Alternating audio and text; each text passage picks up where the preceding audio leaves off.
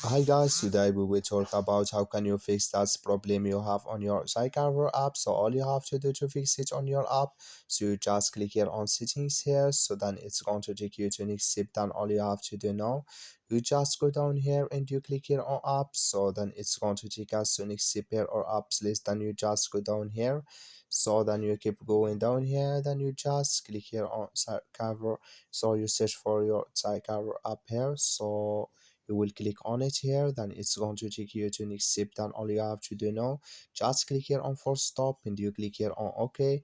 Then you go down here, you click here on storage and you come to next step here on storage list, so just click here on clear cache.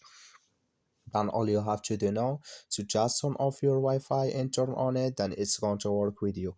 So that's all you have to do. Thank you for watching. Don't forget to support us by like and subscribe.